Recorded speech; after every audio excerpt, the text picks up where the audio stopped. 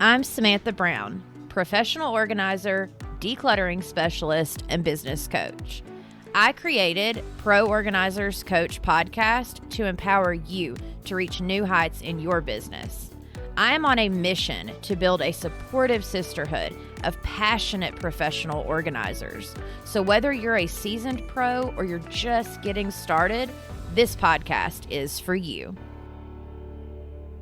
Hey friends, welcome back to the Pro Organizers Coach podcast. Today I have Lee Baucom with me, and he has the Book to Business Blueprint. And he actually helps people write books. He has grown his business through writing books. And I know for a lot of us, specifically as organizers, writing a book is the natural next step or progression to help build our business, because whether it's helping people learn how to declutter or whatever the thing is, we all have a lot to teach. We're helpers. We want to teach others.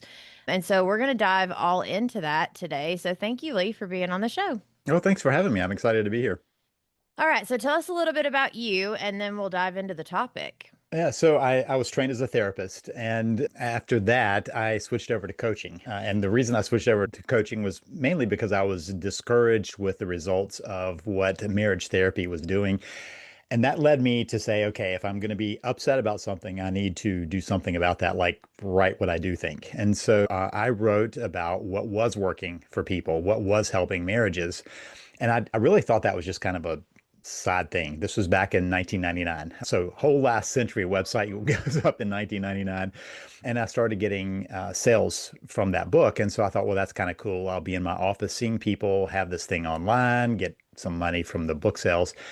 And then I started building the business by accident based on the book. And so I don't want people to make that same mistake. A book is a great way of building a business.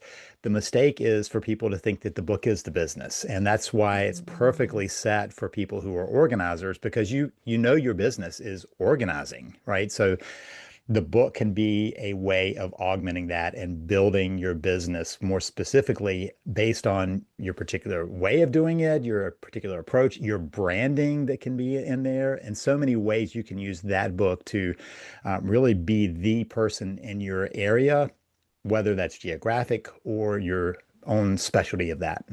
Yeah, I mean, that makes complete sense. And it gives you authority, right? Like you're saying, it makes you the go-to person, but it's kind of like having a podcast. There's something about having a podcast that opens doors for you, because when you tell people like, hey, I've got a podcast, like, oh my gosh, what's it about? It's the same thing I would assume when you say I have a book, or even if there's clients that you can't necessarily help or can't afford your services, it's a way for them to purchase something. Now, whether they read it and use your tips, that's on them. But especially as organizers, I know a lot of people reach out and they're like, I can't afford your services, or I'm going to have to save up for your services. And so, especially if it was kind of a how to declutter, or, because a lot of us, like you said, have our niche, whether we're helping people with ADHD or chronic disorganization or whatever, the overwhelmed mom. I think that's awesome. So, what are some of the kind of like ways to go about this? Because I know you said you're very passionate about the book isn't your business. Right. So, as an organizer, how would we know, okay, doing a book is like the next step, or it's something I should add? Is it when we're first starting, or like what's kind of your advice for people? Yeah, so let's go back just for a minute. You noted something, and I just want to highlight it. You talked about the book giving you authority. I just want to Mm-hmm. note that the first part of that word authority is author, and it's there Oh, for a reason, right? The author has for history been the authority about something, because if you're able to sit down and write an entire book, you're proving your knowledge base, kind of like doing a podcast. You're proving mm-hmm. that you are able to think through that. Thought leadership is part of what's involved in that.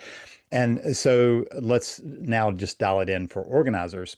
So I've known several different organizers, and I realized how differently they approach things. And even if they kind of are in the same space, they still approach things their own way. So when you're at a place where you have your own way, that's a good time to write the book. You have your own way. To take it a step further, writing a book makes you really clear about your own way. And so it helps you even after the fact. So when you sit down and write a book, you have to put this in order, which, by the way, is why organizers can do this so well because they can do it in order, right? I've met Hmm. people who could not write a book because they could not get everything in order. And just observation, that's what Right. organizers are really good at. Yes. And so that helps them. And thinking Yeah. about how to deliver that information is an organizational piece anyway. So you're not only talking about how you do it, but you're proving your own thing as you're doing it. So as people write, they become much more clear about how they do things. Yeah. Well, and I think that's a huge point too, because I know for a lot of us, especially when we first get started, we have no idea what our niche is, which of course we don't. We've not worked with clients. We have no clue. And we're not like, a doctor or someone that like went for a specialty. Like we have to get out there, work with clients, figure out what we do. And so for some of us, that comes a little bit sooner. For some of us, it's a little bit later. But we do start to hone in on those things of, like you said, what are our steps? What are the ways that we do it? The reason I started this podcast was because all of the teaching that was out there when I first started it was not lining up with the way I wanted to do it. And Mhm. I'm like, this makes no sense to me. And so trying to figure out, because I had to go through a lot of these same steps to start the podcast. What do I want to talk about? What's my process? All of those types of things. And so it is very similar in that way. And I think, like you said, as an organizer, I think a lot of us almost doubt ourselves sometimes, or we don't realize that we do have our own way of doing because we're so used to doing it. It comes natural to us. It's just how we do it. And so, I think, like you said, putting it on paper and writing the book is then going to mirror it back to you. So then you're able to talk to your clients a lot easier about what you do and make sure that a lot of your messaging is relaying that as well. So let's give a little exercise for people because I think this will prove the point. Um, Yeah. Instead of writing a book, I want people to write down their framework. And a Mm. framework is how you do things, right? And so the simple question is when you have a customer, a client, how do you lead them through the process? Start with how you get them to see the issue and how you are going to move into that issue, and then how you actually do it. Like, how do you carry that out? I think that would be a pretty typical kind of flow for an organizer. Yep. And be very specific about how you go about it. Like, how are you thinking through what they need to capture, what you see as what they're struggling with? I mean, all of those pieces are part of that. And just write it down like in a multi-step process. Some people have like, a three-step process, four-step process. I don't care if it's a 10-step process, but lay it out in the steps one by one. And I think what you'll notice, it may take thinking about more than one client. Like, if you think about, well, how have I done it for the last 5 or 10 clients?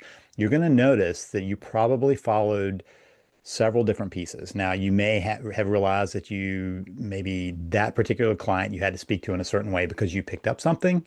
Notice what Hmm. you picked up, and you change it for somebody else. Notice why you pivoted to that, and what is the bigger underneath it. And you create a framework. Now, the reason I point that out is because a book should have a framework in it. And if it's an organizer's book, it particularly should have an organized framework in it. And at that point, you will have created that. Yeah. I mean, and honestly, I love frameworks. Like frameworks make me happy. And of course, as an organizer, duh. But, I didn't even, and I know this is going to sound crazy, but it was maybe like a year ago I came across someone that the word framework actually like, Mhm. wait, what is that exactly? Right. Yep. And so once I started diving into like, well, wait, what is a framework technically? And I started looking into it, I'm like, oh, I love frameworks. Like Yeah. this is exactly, Okay. and it's essentially, like you said, your step-by-step process of how you do things and how you go about doing them so they can be repeated and the framework can be repeated no matter who it is that's doing the work or doing the whatever. And coming up with the framework for like my courses and stuff, that's how I ended up with my 4 courses I have that I sell for people, right? Is because I'm like, okay, step one, we got to start the legal stuff. Step two, we need a website. Step three, we got to learn to work with clients. And step four, we got to market it. So, like, it became my like 4 step framework. But it did take time. Like you said, it took a lot of time on focusing on each piece and looking at, okay, the people I've coached with, what were the common questions coming up and what were the things that I was doing over and over and over again. And so is that kind of what you do with your clients once they reach out to you with the coaching piece? So a lot of times I have people who come to me who have already written the book and they still aren't aware Oh, of their framework.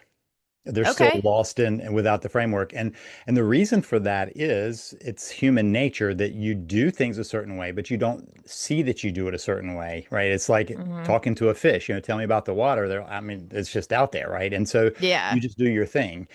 A specific thing I see as kind of the superpower for organizers writing a book is the what you just pointed to, the organizing that's already in place. So you do it more naturally. But sometimes it is helpful for somebody to say, you do have a framework. You just may not have identified it yet.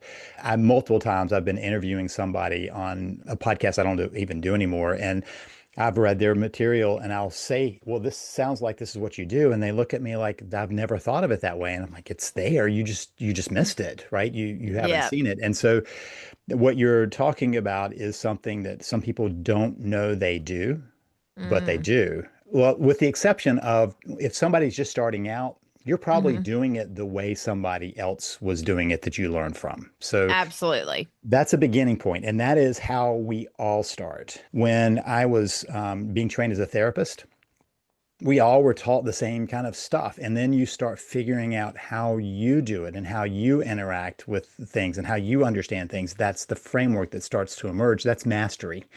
And Hmm. it's your thumbprint, right? It's how you do things. And that framework ends up being why people are interested in working with you. First of all, they may not care what the framework is, but second, you have one and they go, okay, they know what they're doing, right? That is that Yes. authority piece. It's also the confidence piece they have. Now, since I've had this conversation with several people before, they're like, if I do this, like if I write this book, nobody's going to want me. They're going to they'll have how to do it and they won't need me. And Oh, so totally false. it is entirely, well, it's possible that some will do that. And those Yes. are the people who probably are in I couldn't afford it, so I'll do what I can anyway. But people have a very hard time of getting out of their own way. Yes. And that's why they need an organizer. But what they're getting from the book is, oh, I see how you do this, and I see that you know how to do it. That's fine. A lot of people, then, and this is the tough thing for authors, very few people actually read a book from Hmm. front to back. Less than 10% finish a book, which for an author who's just poured their heart and soul into it can be devastating, but they might have gotten what they needed and they certainly got what you needed them to get, which is you. They've got Hmm. you there. And books, I've got books back there. I was on an interview yesterday, and this person, he handed me his book. It's been almost 10 years ago. And we were talking about books, and I said, yours is right there. I and I got a bunch of business cards that same day. I don't have the business cards, but I got his book. Yes. And 10 years later, we're having a conversation. So that's the power of a book. It's not so much does it get read or not, but how do you use it as a tool? And that actually brings up a really good point because a lot of my clients that I'm working with in their homes, books are almost this like one of the very few things, along with like photos and mementos, but books are up there with that of Yeah, like, well, don't touch I them. can't, yeah, I can't donate them. I can't Yeah. get rid of them. I can't, like, I need to keep them. They're Yeah. books. Like, I need Yeah. to hold on to these. And so, and even the people that are like, well, I have a Kindle now. And I'm like, right, you have a Kindle now. And they're like, no, no, no, I still need my books. So, like, book people are book people. Like, they're going to hold on to their books. And exactly what you said, even if they've not read it or read much of it, they still know who the author is and they know what it is that book teaches for the most part, right? Like they at least know what, niche you're in and what you can do for them. Yeah. So, I mean, and like you said, it's an extra income revenue, right? Like, why would we not diversify and have other ways of money coming in? Now, yes, it is the long game. I will go ahead and you can probably speak to this better than I can. What's the typical length of time it takes for someone that's like, okay, all right, Samantha and Lee, like you all, I want to write a book. I'm going to start today. At what point typically is it ready to go published? Because I know a lot of people do Amazon now too, right? Like not publishing through a publishing company. So yeah, it is publishing. It's just it's self-publishing, or you might Hmm. do some assisted publishing. So let me see if I can break this down in a number of ways. I have one of my friends who decided to write a book. He had an idea for a book. From idea to published, he was done in about a month. Oh, So he dictated his book. He uh-huh. had the idea pretty much clear in his head. So he dictated his book. He got somebody to actually edit it for him because he's like, I don't, that's not my thing. So he had someone edit it. He had somebody else off of the internet to design the cover. He did it through, so KDP is the Amazon self-publishing thing. Kindle Oh, Direct okay. Publishing is what it stands for. But now it used to be you could only do it as an ebook, and now you can do it as print. Hmm. Not a big deal. It's just KDP. That's what it's called. And then there's Ingram Spark, which is the other one in that kind of area. So Ingram is a big distributor of books, like the big distributor of books. And so you can also use them. He did Ingram Spark. So that's how he did it. When he submitted it, it was up and going in, I think, about 24 hours after he submitted everything. So yeah, that's so it uses print on demand, and print on demand now looks like a printed book. You couldn't tell the difference, especially with Ingram Spark, because they do the same Wow. thing with regular books. That's how it's going now. Instead of having big warehouses, they have a big printer that's throwing out the books, even if it's from a major publisher. Okay, so let's call it a Oh. month from idea to book. Now, let's say you decide you're going traditional route, like the traditional publisher. You want a contract and all of that. From the time you have your book written until the time it hits like a store, it could be 2.5, up to 3 years from the written stage to being in the bookstore. Okay, because that's what I figured like minimum a year. Because I was getting ready to say, guys, this is probably the long game. It's kind of like a podcast, right? Like you don't get paid to have a podcast. You make money through either like the membership, the courses, Yeah. the things that you set up along the way. Well, at this point, I've been doing this like 3 years, and thank God for my membership to bring in a little bit of money so I can keep it going. But to actually make any kind of like profit, I'm still really not like a lot of it's going right back into the business to keep it running. Hmm. And I tell my husband this all the time. I'm like, honey, it's the long game. Like to me, this is something, A, I enjoy it and I'm passionate about it and I know I'm Right. called to it, but it takes a lot of work and it takes a lot of time to get all the pieces. So I guess I assumed a book would be super similar, but it doesn't sound like it It really doesn't is. it doesn't have to be, depending on how you do it. So let's go. I've known people. I was talking with an author a couple of days ago, and this person did traditionally publish, started Hmm. writing the book, and from starting to write the book until it actually made it to the bookstore was 10 years because it took them that long to write it. That's Oh, not necessary, though. Let's say you self-publish, which, by the way, is a really good option for most people. right. That is how a lot of people are going to do it. You could, as fast as you can get it written and edited, is as fast as you could have it ready to go. The person who did it in a month had a speech he was giving, and he wanted to have it there to do it. And so he was like madly getting it done in that month. But he showed up for his speech handing out books that were ready to go. So it doesn't Nice. have to take a long time, but you do want it to represent you. And that is the one thing I've realized. It's the same with a podcast, right? You're like, that is out there. It's not going anywhere. I mean, Right. you start thinking about how does that sound not now, but in 10 years when somebody's listening to it. Yes. It's an Yes. asset you're building. And so I had another person who was doing the crash course, and I looked at it and went, whoa, slow down. You're crashing badly. I mean, it's not well written. The cover looked awful. Let's slow this down and back up. And because this is an asset that's going to be out there, it represents you as an organizer. It does Yes. say something about how you put into it. So I'm not suggesting you do it in a month. I'm just saying that would It be, technically could be done in a month, but could be done. better to take your time. So typically, is it maybe like I mean, well, I guess it really just depends on the person, how much time they have, how quickly how Yeah. good they are at articulating. Do they have someone else at it versus themselves? So it's all those little pieces that determine the length of time. What are some tips that you have? So if someone's like, all right, you know what I do? I'll take even the next year and just slowly kind of put this thing together. And by this time next year, I'll have a book ready, right? What are some little like hidden secrets or gems you can give us that, like, hey, don't forget to do this or make sure you do this? The number one is don't wait for inspiration. inspiration shows up when you do the work. So the people I know who are successful writing are not the ones who are going, I'm waiting for my beautiful view out the window to sit down and have whatever muses have to come to my life for me to do that, but they get up and do the work. I talk about it. So this is going to fit with organizing thing too. I talk about it as going pro. Like I'm going to take this on like it's a job. This is what I do. It's the same as, if you got a client and you're like, yeah, when I feel inspired to come organize your place, I'll come do it. You would never do that. Right. You're just like, I'll be there on Tuesday at 9 o'clock and we're going to get this wrapped up. Right. And so it's the same with the book. When I had a book idea, it was not my first, but when I was writing a book, so back to the podcast, I was actually taking a shower and I had this idea for a podcast. So I'll hop out and I write it all down. And my wife's kind of used to that and she just rolls her eyes. And so I write it down and I go do the episode. I record it. And at the end of the episode, I went, that's more than just a podcast episode. And so I Hmm. started walking through that. It just made me kind of process it.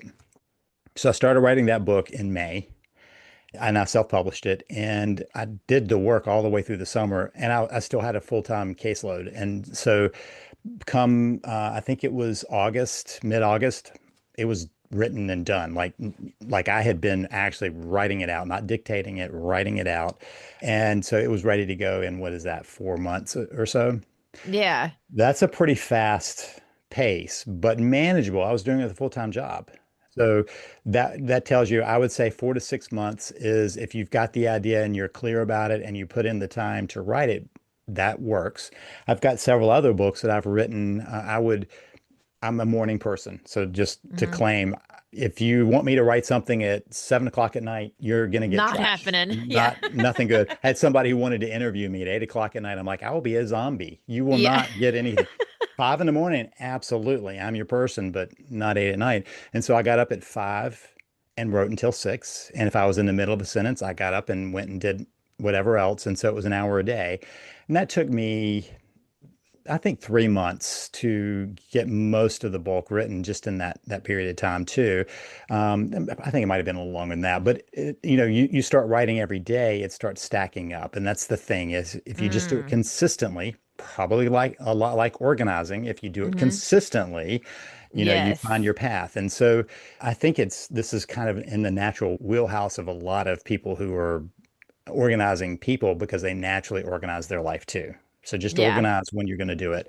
And then I would say the other thing is to find a way of doing it that fits your personality. Some people do find it easy to dictate. I've got another person that has a friend who they record and just have a conversation back and forth about the topic. And then he takes that and gets it transcribed and then edits out the friend. And he's got his stuff because he's very extroverted and likes to have that conversation.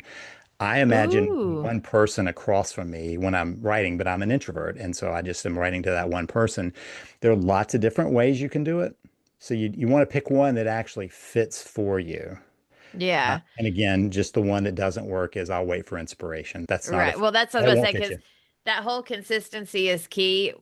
It doesn't matter what it is, right? Like everybody wants a trick or a hack or a tip or a the trick is consistency for whatever it is in life you're doing.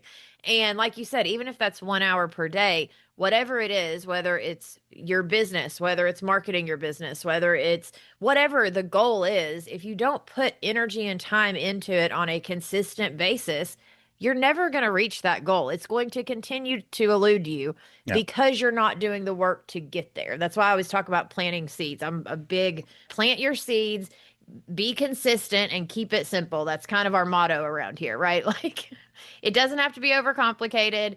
Plant seeds, but be consistent with it. Like that's the piece that everyone misses. But I do love what you said about the friend of yours that's extroverted that was talking to someone. Like, for instance, creating content. It's a very Mhm. similar thing. You got to kind of get inspired, figure out what your content is, figure out how you're going to create it, all the things. And a lot of us we want or we need that like conversation with someone else, which is why coaching's a thing too. And I think it's an amazing thing. And so if you're really serious about it, even hiring a coach that you can sit and have those conversations with. But I think that's genius to have the conversations, edit the other person out. That's amazing. And the technology now is so easy. I mean, you can have it on, you can have your phone out with one of the transcription apps, turn it on, let it record you, and you've got it. So that the friend that did it in a month, that's, I mean, it's basically dictating it as he was driving to work and using that as a major part of how he did his work. And so Yeah. that speeds it along. You can talk a lot faster than you can type, no matter what. So for people Yes. who like to talk it out, that's great. Editing does wonders for that. So let's kind of go back to one other, you said what other tips? One of the big tips I would suggest is do not write your book for everyone. If you write it for everyone, it will be for no one. We live in a world that has so much information that if Hmm. somebody wants a general guide to organizing their paperwork or whatever, AI is happy to hand it over to them. A Google search will give it to them. I mean, it's there. So you're trying to speak to your ideal person, whatever that Yes. is. And the more specific you can be, the better. Now, here's a difference. When I wrote about relationships, I can coach somebody on the other side of the world. Most organizers, I think, probably are like on the ground in person. And so you Yeah. have a geographic area. So if you can only be so specific before you're down to the five people in your area, right? Right. So you want to be broad enough, but still clear enough with who you like to work with and how you like to approach it. So they know your philosophy, they know kind of your brand, and they get a sense for who you are. That's what sells it. Yeah. Well, and even for me, so I'll talk about this real quick. So I had an idea for a book and I want to hear if you think it's any good or not. Okay. So my idea was because I have my membership of women that have started the organizing business and we meet every Tuesday and I coach and all the stuff. My thought was, for a lot of people that have are learning to organize or declutter, there's plenty of people out there. And at first I was like, oh, I can do a book on like how to start your organizing business, which I could, but I already have the course and it's teaching you through it. And like so my thought was I would actually rather even maybe like take some of my members or all of my members and have each one of them give like their biggest tip. So it would almost be like a community of organizers, each giving their own different tips on the best ways to declutter, or like one person specializes in ADHD, so maybe like one chapter's on ADHD or whatever that looks like. I'm not sure exactly yet, but that was a thought I had not too long ago, and I haven't been able to pin down exactly what that would look like because it would include other people. So have you done any books like that where it includes multiple people? I haven't, but that there are a lot of people who do anthologies, which is what you're talking about, where they have multiple authors. And the reason they do it is because somebody wants to be an author, but they don't Mm-hmm. want to write a whole book. And so they do a chapter. Yeah, they claim a chapter Mm. and they put it in. And so, organization in a disorganized world kind of thing would be broad enough that you could have lots of different approaches because that book would, in some ways, violate the down to a very specific niche, right? That's a Right. much a broader book. And so Mm-hmm. the reason you would do that, there are a couple of reasons. One is because somebody wants to get a feel for what it's like to do the writing that's in something, right? Just to get over that, because a lot of people have a lot of intimidation about it. And I will say from my side of it, there is no reason anymore to be intimidated about writing a book. The Yeah. resources are there, but many people still have that. So an anthology gets them into kind of the saddle pretty easily.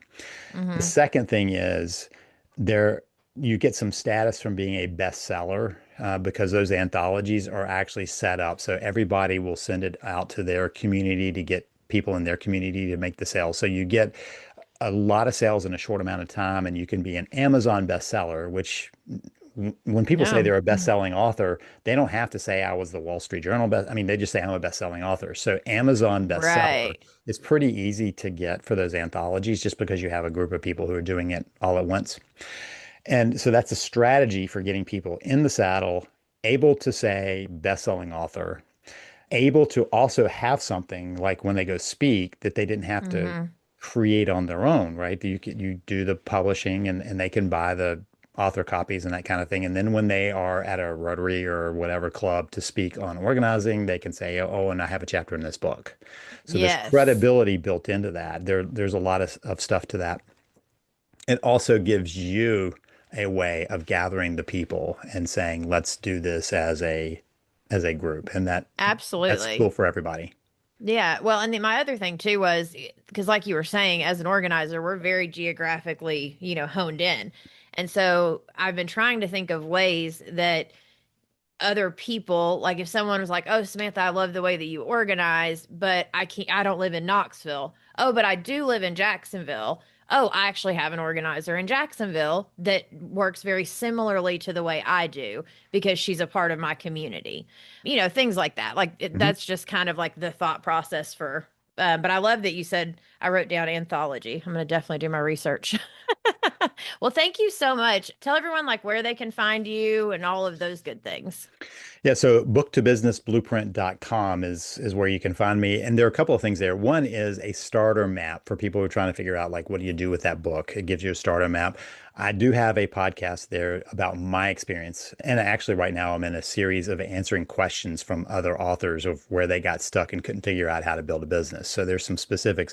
But the big piece of that is that we have a once per week process. There's an issue each week that comes out that says, here's what you need to do to build your business sustainably, one step at a time, without overwhelm. And in the world of, organizing, not being overwhelmed is a key part. And so a lot of times people, when they're trying to build a business, they jump into some program that's got like, you need to do these 30 things right now, and no 30 things get done, right? So we do one thing Yes. a week. It's designed to help people with a book. However, if you need help with organizing the book or anything else, I also do coaching with that. And you can just contact me at booktobusinessblueprint.com.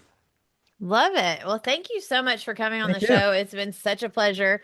And then for all of you, go check him out. All the links will be in the show notes. And then for all of you listening, we appreciate you and we'll catch you in the next episode. Thanks, Lee. Thank you for joining us on this episode of the Pro Organizers Coach podcast.